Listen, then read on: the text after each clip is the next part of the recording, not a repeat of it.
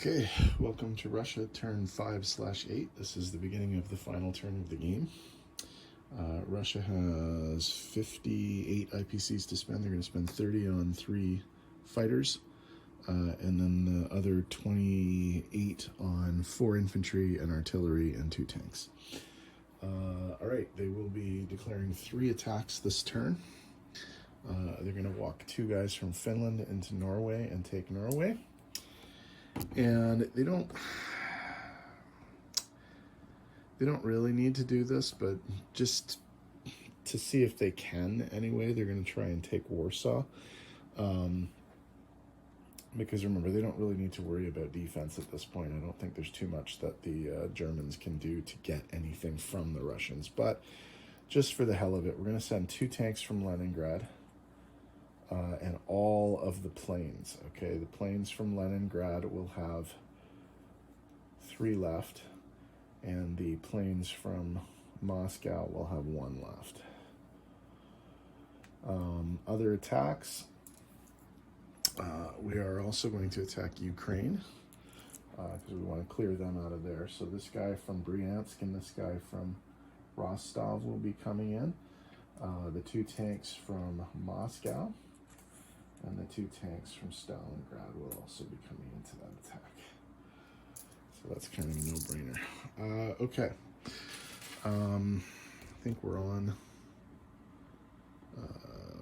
Yeah, we can see that for both of these. Okay, so for the Ukraine attack, which is relatively straightforward, there's 4 tanks at 3, 2 infantry at 2, and the Germans are defending with a single infantry at, or 2 infantry at 1, sorry, and the Germans are defending with a single infantry at 2, so we can roll these together. The German die is yellow. 4 hits for the Russians, 1 hit for the Germans, so we get rid of that and that. And those guys go away. Okay, the other one is the Warsaw attack. So we're coming in with 2 tanks, 4 fighters, and 2 tactical bombers. The TACs will not be target selecting. They'll take the 4s rather than the 3s. 2 hits. That's not going to be an auspicious beginning. Okay. So the Germans are defending with 4 infantry, 2 artillery, so 6 2s, 2 fighters, and a tactical bomber. This could be really awful for the Russians. 3. Okay. So the 2 Germans are the 2 infantry, obviously. And I think we will kill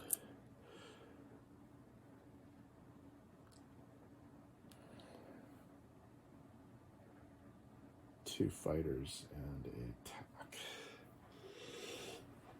Excuse me. We don't need to worry about keeping any of these planes. So we'll keep the attack going just to see what happens. Okay, so one of the Germans have 4 of those left. 2 of these and 1 of these. And the Russians have 2, 4, and that. Okay. 3 hits for the Russians.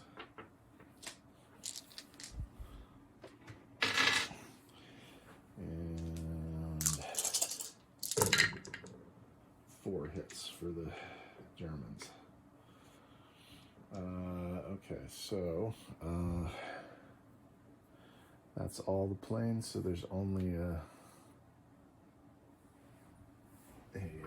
tank left, and 3 hits there is 1, 2, 3. What the hell?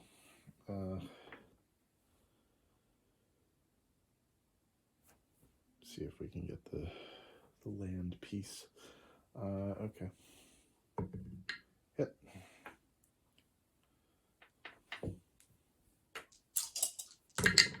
Miss. Okay, interesting. All right, so there's nothing left but planes. We can roll these together, so oh no, we can't.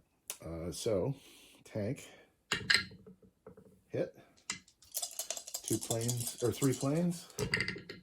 Hit. Okay, so we killed the TAC. Actually, we killed one of the fighters. And that guy's dead.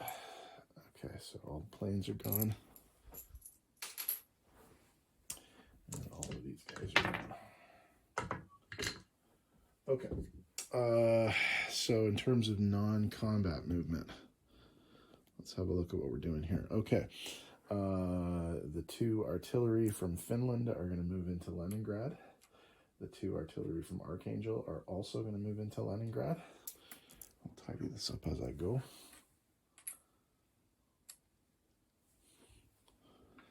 The infantry from Belarus is one of the infantry from Belarus is going to move into the Baltic states. The other one's going to move into eastern Poland, along with the guy from Western Ukraine. The infantry from Russia is going to rail into Western Ukraine, and that should be it. Okay. In terms of placement of new units, we're going to put our 3 fighters in Leningrad to prevent against any sort of shenanigans from the Germans, trying to get a victory city there. We will put 2 of our tanks in Stalingrad, and we will put the rest in Moscow. Not that the Germans can reach it, but just for the look of it at the end of the game.